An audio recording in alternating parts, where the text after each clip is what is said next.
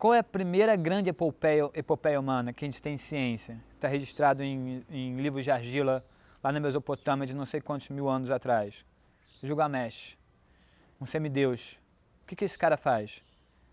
Ele pega a cidade de Uruk, que é uma cidade que até hoje existem as ruínas lá na Mesopotâmia, constrói um muro em volta da cidade, que vai separar a cidade da floresta que havia ao redor, derruba a floresta ao redor, tornando ela em campos arados, e mata os animais sagrados que existiam ao redor. Ou seja, uma dominação completa e o homem se ausentando da natureza, sendo cercado por um muro. As cidades, as aldeias, eram realmente, depois de estados agrícolas, eram realmente lugares de proteção ao meio natural. O escuro, a floresta, vamos pegar todos os contos infantis que a gente tem, o lobo mau na floresta, a floresta escura, João e Maria se perdem na floresta, tudo isso é o medo da floresta, porque a floresta é escura, a floresta não tem proteção. Você tem o frio do inverno, você tem a dificuldade de alimento, você tem um animal que vai te caçar.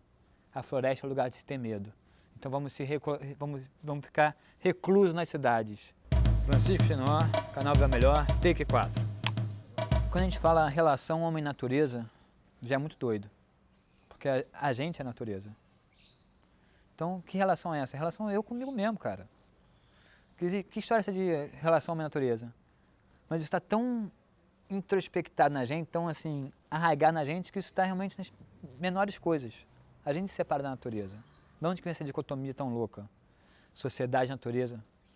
E a gente começa a pensar no histórico da sociedade humana. Porque a gente sempre foi um animal que a gente não teve armas, a gente não tinha garras, a gente não tinha dentes, não tinha velocidade, a gente era um macaco pelado. E a partir da nossa inteligência a gente começou a formular ferramentas. E essas ferramentas nos propiciaram começar a se sobrepor a outros animais. E a evolução dessa inteligência, a evolução dessa sociedade nos permitiu cada vez mais se distanciar desse meio não humano. Com a evolução da sociedade, com a evolução das tecnologias, o homem começa a reparar que ele talvez não precise ter tanto medo da sociedade, da natureza assim. Que a natureza talvez possa ser domada por ele. Essa época é mais ou menos 1800, quando se tem a Revolução Industrial. E aí as ferramentas poderosas que são criadas naquela época mostram ao homem que ele é poderoso e mais forte que a natureza. E o mais doido é o seguinte, vamos pensar na evolução humana.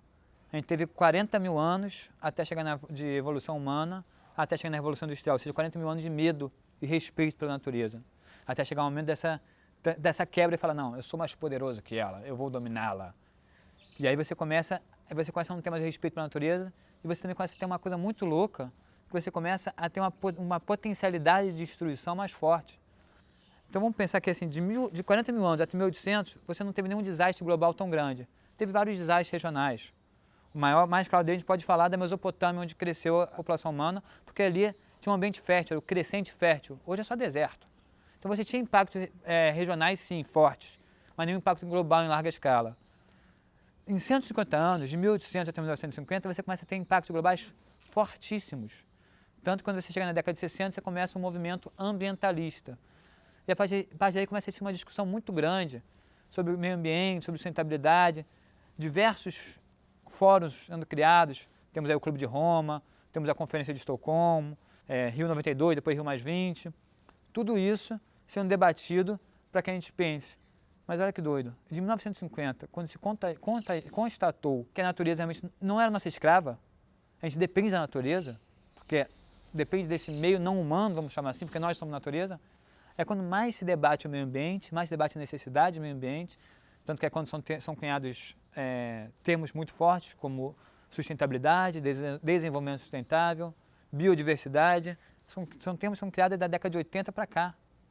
E quanto mais se debate isso, mais se degrada a natureza. A gente está chegando a um nível de degradação da natureza que nunca houve.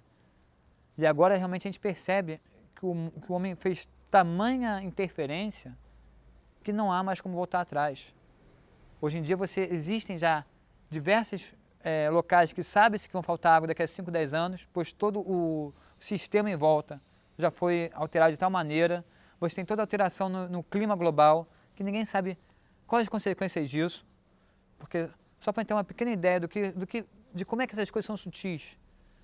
A Amazônia, ela é adubada pelo Saara, porque vem um vento do Saara e taca a areia do Saara, e taca essa areia do Saara, que é rica em fosfato, em nitrogênio e outras coisas, no solo amazônico. Então, uma das principais fontes de adubo da Amazônia é a areia do Saara. E essa corrente de vento que traz a areia do Saara para a Amazônia, ela está perdendo a força por conta das mudanças de temperatura, que quem mexe o vento e as correntes marítimas é a temperatura. Então, a gente não tem ideia da quantidade de coisas que a gente pode afetar, da quantidade de ciclos naturais que a gente pode afetar a partir dessas mudanças todas que foram feitas. Por isso que eu falo, agora, a minha geração, a geração que está com 30 anos agora, vai chegar aos 60, 70 anos, vendo as consequências do que foram feitos pelos nossos pais, nossos avós. E por isso eu quero que nossos netos vejam as consequências do meu ato como uma mudança de direção, como assim, caramba, fizemos besteira, agora vamos tentar consertar a besteira.